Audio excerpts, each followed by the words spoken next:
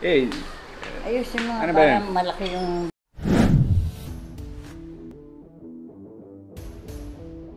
Hey there, my fellow hobbyists. This is Sir Hobbyist, and it's here. It's here. It's here. Watashi ga kita. Ang init. Tagaktak na yung tawis ko. So what's here? This is going to be an airsoft video, and I would be reviewing a certain gun that has been hotly debated, whether it's being talked about or being worshipped. It's going to be the WE G18c. Okay, so just a little bit of a disclaimer. This is actually second-hand. I've heard a lot of good things and bad things about this gun, but I would be showing you the good points and the bad points of this particular gun and my thoughts of it sa video na to.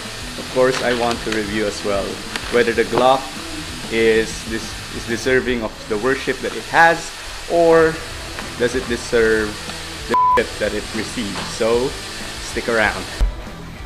Okay, so what we have right now is a parcel. Since second-hand lang siya, we needed to actually have it delivered via courier. So let's open it and see what it holds. I'm taking out my cutters. Okay, easy enough. So baliktad. And wow, thank you for the seller na nag-iwan din ng gas at ng BBs. But of course, I have my own opinion about GBBs. So perhaps we would just leave it at that. Okay. And our piece de resistance, and pa yung tubig ko, syempre keep yourself hydrated. Okay, our piece de resistance is the WE G18. So the box is a little bit beat up, but it's just a box. Dyan din yung pangalan.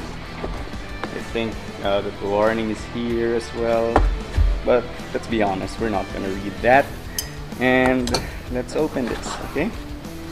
The seller did tell to me that it's used but not abused. Okay, so the spare parts are there. It's good. This is the grip, or yung pampalaki ng grip. Ilalagay siya sa likod. We'll see that one later. And of course, the piece itself. Okay, so what I like about the Glock, and I think everybody would also agree with me with this one, is that sobrang ergonomic nung design niya. It's designed for functionality and not necessarily yung angas ng tingin. We have some cuts here as well. I heard that sa real steel meron siyang cut dito para hindi uminit pagka naka full auto ka. Okay, so I like the silver slide, and as well as the iron sights here. Okay, and we have a little bit of Picottini here na kung gusto mong maglagay ng flashlight or ng laser, you can actually attach it there. Okay, so next is we go to the magazine. Pagka bumibili kayo ng second-hand na airsoft, always remember that you have to ask for honest issues, and usually naman sinasabi nila. And according to the seller, may singaw daw yung magazine na to. So let's try it.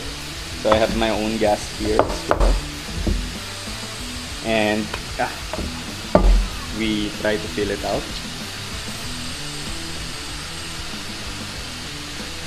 5 seconds muna, and let me hear. Oo nga, may singaw nga. I'm putting it on the mic, and I think sa O-ring lang ang niya, ang sira niya. You can actually remove this. I used to have a Glock, but I traded it in for a high Kappa 5.1 because of a lot of issues that we will be discussing later on. Okay? So So let's see if puputok siya. Of course, safety first. No round on the slide. And of course, let's try it.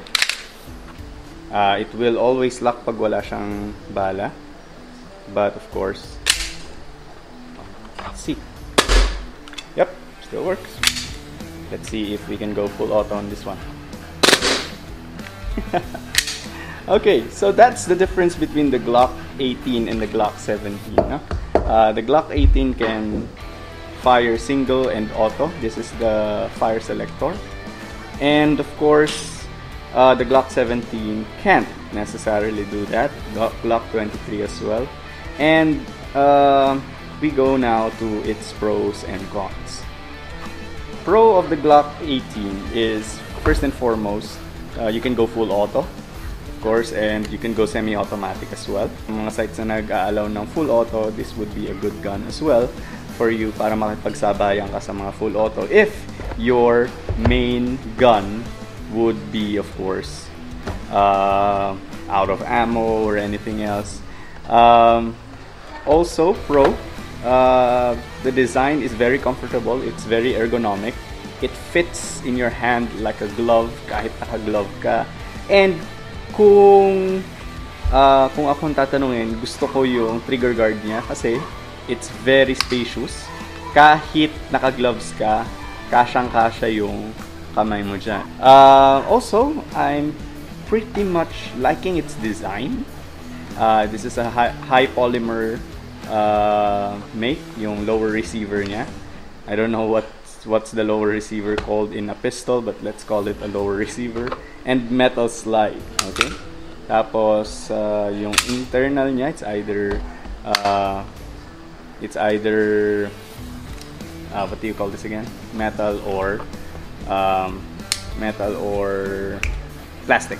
Another pro for this gun is that which is a con noon, nung unang lumabas yung mga Glock series, it's very scarce in spare parts. But ngayon, since the Glock is gaining traction, it's gaining attention, marami na rin siyang spare parts, from double bell to WE, like this brand. And I'm not sure kung merong Tokyo Marui na Glock. I'll look it up. So I'm just going to show it if meron o wala. Another pro for this one is it's highly customizable. You can get a Roni kit for this one to make it look like a submachine gun, a main weapon that you would want. And honestly, it looks great pag naka-Roni kit ka. But it's a little bit expensive on my part as well. Another thing is that this one, okay, I've been meaning to do this. It's highly customizable with regards of the grip. Okay, I'm not sure if I'm doing this right. There we go. And you can attach this baby here. Okay, so what do these things do? So if you have bigger hands, you can actually attach this to make the grip better for you. Okay, or this one. One is medium, one is large, for whatever your hands would be more acquainted with. Okay, so I think this fits me better. Okay, so it's customizable right out of the box kung ano yung gusto mong grip sa baril mo. Now for the cons. With regards to this one, with regards to this particular unit, G18, magastos siya sa gas. Okay? When you go full auto on this one, of course, obviously, maraming gas ang kailangan. So, it's not very reliable for longer battles, for longer skirmishes, unless you have a lot of magazines with you, or an extended magazines at that. I've been hearing a lot of people say that pag naka full auto ako, I couldn't even get this particular magazine, yung regular magazine, finished dahil yung gas ay tapon ng tapon. So that's a con as well. Another thing is that a lot of people also would say na minsan nag-half cock siya like this. Tingnan mo, nandiyan na siya kaagad. And when you fire it, it happens. So pag pumuputok ka, pak, then it gets stuck. Okay, it didn't do it that time. It's going to be quite hard for you, especially when you're in the middle of battle. And also, a lot of people would say that ang dali niyang masira, but of course, that's for me to find out. Another con is, na hindi ko maintindihan dito, is andito yung safety niya. Nasa baba. Now, of course, this steel safety is hard to reach. So if I put it in that place, it's not going to fire. And then I put it in this place, it is going to fire. Ow! See what I mean? It's hard to actually put it on fire. Okay? So, isa pa, kung bakit nawiwirdohan ako sa ganitong feature, is that if you put something here in the Picatinny rail, you are not going to access the safety quite well. Okay? So that's a weird thing to do. And also, what do you call this again? I don't know why they put this, because the Glock already has its own safety feature. If you can see this particular place, meron siyang parang pangatlong trigger or extra trigger, because if you actually accidentally pull it like this, it's not going to pull. But if you need to really center your finger here before you can. Okay, so I'm gonna test this out for a little bit and see how it goes in the range. Okay, so we're going to test fire the gun. Kung makikita ninyo, nandun yung white piece of paper. Makikita naman natin yan sa action camera natin. And we're going to test out how the Glock 18 would actually perform in I'd say 10 meters of distance with this wind.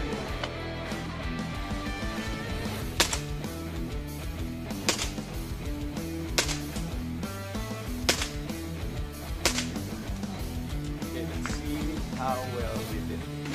Okay, I think I was very off, but all bullets in the circle. I was off by above to the left. So I think because of the wind, madali lang kasing hanginin ng BBs, or I just have a crappy shooting now kasi tagal ko na hindi ko mahawak ng Airsoft. Okay, so let's try to do full auto. Okay, so this is actually my second take kasi hindi ko pala na-record. And of course, I'm wearing gloves now because nung nag-full auto ako, the gases came out from this particular part and hurt my hand, quite frankly. So we're going to test it again, full auto, andun yung target, and of course, we're hot.